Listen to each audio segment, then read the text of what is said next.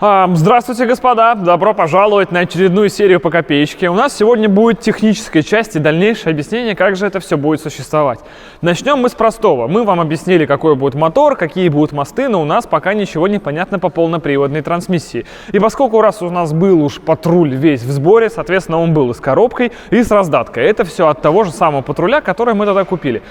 Что интересно, у этой раздатки есть своя сливная пробка под масло. Это значит, что раздатка там физически отделена от коробки. То есть это два разных агрегата, между которыми есть переборка, самое главное, валы и сальники. Таким образом родилась такая интересная идея попробовать. Не знаем, прокатит ли это. Располовинить сейчас весь этот сбор, выкинуть отсюда отдельно раздатку и посмотреть, насколько технически возможно эту раздатку, допустим, независимо подвесить раз, а два, если есть такая возможность, прикрепить ее уже дальше к выходному валу коробки от УЗ штатной, потому что именно этот мотор встанет в жигу. 3 УЗ-FE сток, 280 сил, 440 момента. И вот здесь бы эта раздаточка от патруля, наверное, бы неплохо поместилась.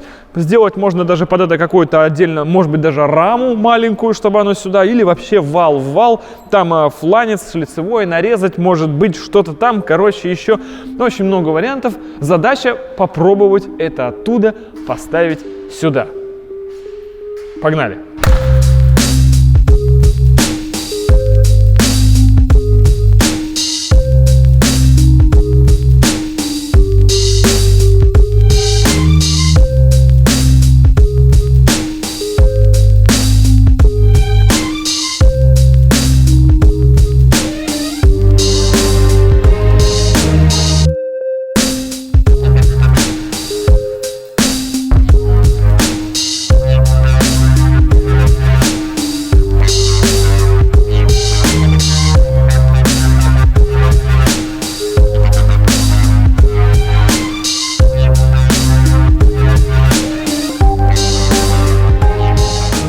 Короче, значит, раздатка у нас получается отдельным узлом, самое главное.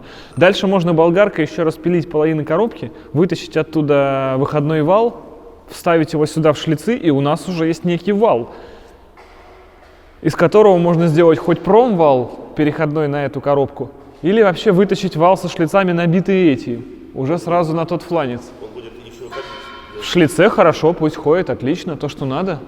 Прям тут шлицевое, это такое, кстати, немалое прямо, можно даже чтобы и ходило. Хотя ходить ему не надо. Хотя, с другой стороны, они будут оба на одной раме подвешены, и что? Короче, пока получается все очень нарядно. То есть прямо есть четкое решение, как соединить то с тем. Ну, по крайней мере, в теории, как мы любим. На практике нужно будет сюда приделывать свои подушки, потому что это получается независимо подвешенный агрегат. И здесь самое главное, у него даже сальники есть. То есть получится, он даже может противостоять воздействием внешней среды, окружающей. Короче, у нас есть раздатка, надо как-то ее приколотить туда. Все.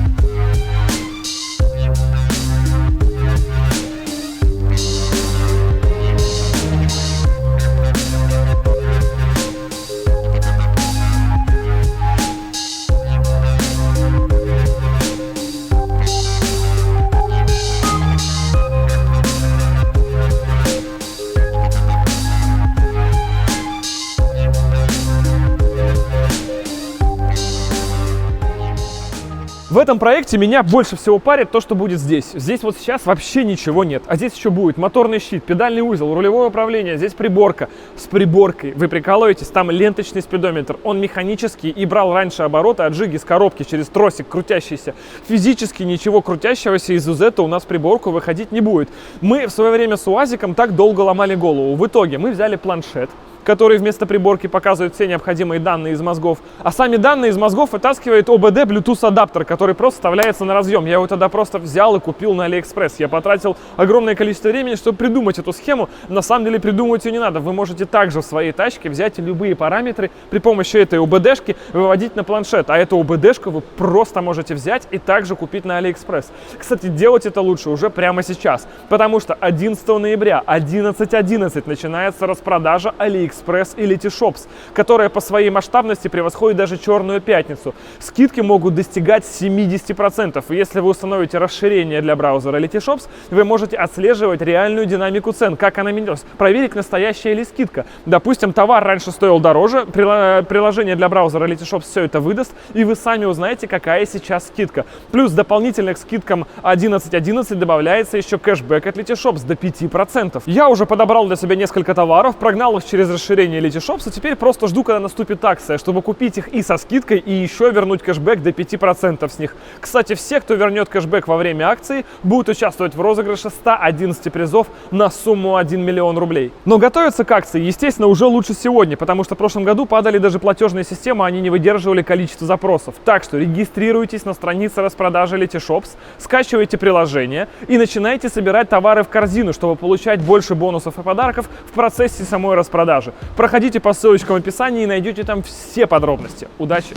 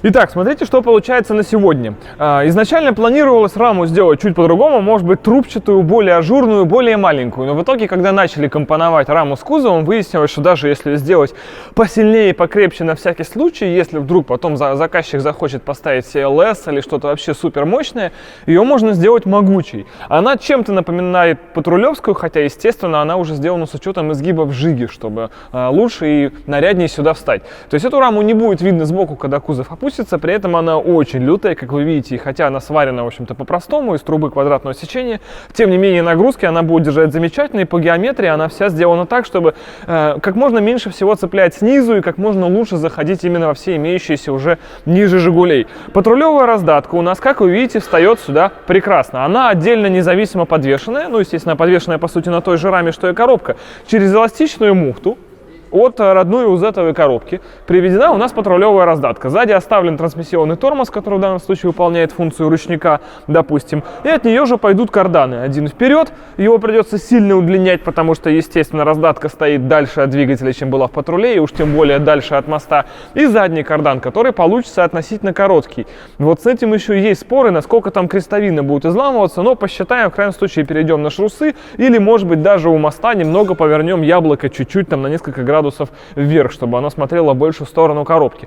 Все, что нам остается до конца серии сейчас, это закатить все-таки передний мост, сделать ему крепления необходимые, какие должны быть на этой раме, и полностью скомпоновать машину. Потому что это будут самые основные базисы, относительно которого мы уже будем понимать, как она будет выглядеть внешне, как в ней будут сидеть люди, все ли в порядке, где у нас примерно будет центральный туннель, а дальше нам останется, по сути, только наполнить все это содержимым в виде радиаторов, проводки, педальных узлов, пола все-таки заново, моторного щита, который будет здесь воссоздан, и всего остального, что делает уже из нашей простейшей заготовки, которая вот сейчас вот стоит вот так вот просто в виде всего вот этого железа, уже в реальный живой автомобиль. Погнали собирать!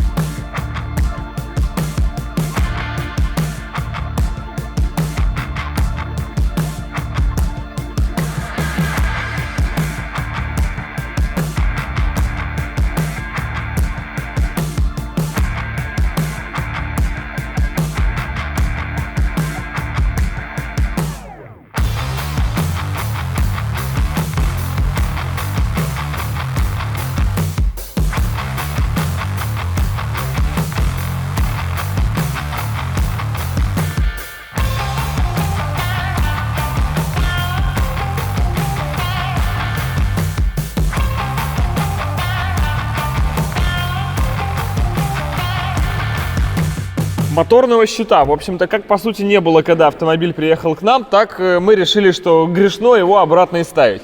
Если сейчас посмотреть относительно того, что есть, моторный щит здесь двинется сантиметров на 10 назад. На самом деле не так уж и много по сравнению с тем, что было до этого с предыдущим мотором, когда у вас нога упиралась в трамблер вообще. Здесь тоже педальный узел отъедет немножечко назад, но вот с этим прям вот чувствую, мы еще серьезно повеселимся. И ладно, еще педальный узел, а еще куда-то туда вот должно уехать рулевое. В общем, здесь есть вот куда подумать. Единственное, что чего не будет большого здесь, это, конечно, туннель посередине, потому что он останется такой же, как в классике, по сути, и был. Плюс на него останется электро-КПП, еще поместится сюда сиденье. Здесь вроде как все вытанцовывается. Проблема будет, как и всегда, при таких диких свапах, когда вы вместо рядного мотора ставите V8. Естественно, V8 гораздо шире. Он занимает все место вокам от себя, которое в этой машине до этого было свободно, где и располагались раньше педали и рулевое. Но я все-таки предполагаю, что что-то куда-то здесь да поместится. Почему-то мне вот так кажется. Так было всегда и так и в этот раз будет. Пол багажника в Жиге приходится, естественно, вырезать полностью, потому что он в стоке ниже. Ниже, во-первых, на оффроуде значит больше свес, то есть пол получится здесь. В этот пол у нас, получается, заходит еще и рама. И у нас кузов и рама, получается, на одной линии. Таким образом, ничего не торчит вниз. Это и эстетически хорошо, и функционально, опять же, на бездорожье. А хвост рамы в любом джипе всегда еще в конце должен подниматься, чтобы под него закатился мост и имел большие хода под этим хвостом. Таким образом, потом все это зашьется. Сюда же в конце встанет тот самый радиатор. Возможно, здесь будут какие-то жалюзи, на которых можно будет повесить номер, а на оффроуде или, ну, в принципе, где будет здесь еще эта машина, этот номер или поднимать, или снимать, в общем, как-то сделать так, чтобы сюда радик уже тепло само сбрасывал. И все получается крайне нарядно, то есть радиатор займет вот такое место в багажнике. В пол или вниз можно прям в само тело рамы будет интегрировать как-то бак, хотя бак можно и направо-слева. И еще останется место для всякого скарба. Таким образом, вроде как получается, что все сошлось. Прокатило бы с педалями и рулевым. И тут единственное, за что я переживаю. Все остальное, в принципе, пару дней и поедем.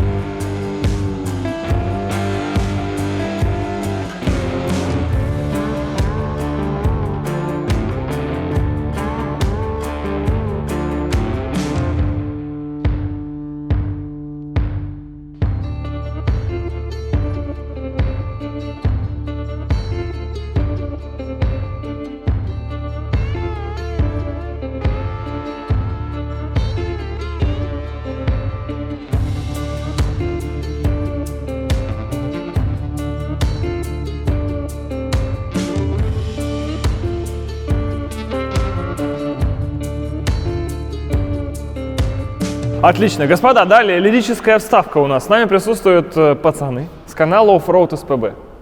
Если однажды кто-то перебьет сумму их вложений в мой канал, возможно, можете окажется здесь и вы. Но для этого вам нужно как минимум притащить сюда свою машину и сказать, мы хотим сделать с ней дикие вещи. Так однажды и произошло с ребятами. Так и появилась копейка. Это копейка этих уважаемых господ, чтобы вы понимали. Потому что все время, Костя, ты строишь. Да, я только строю, и мы помогаем иногда советами.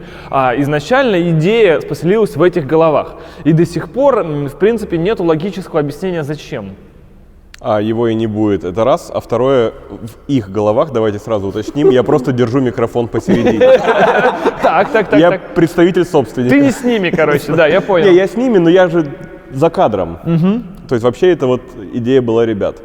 На самом деле, наверное, расскажу немножко издалека, была Жига. Да, у нас где-то около часа еще есть, мы уже поняли. Как обычно, Твой формат, да? и Мой главное, формат. это всем нравится. И главное, не перебивай. Помнишь, читал?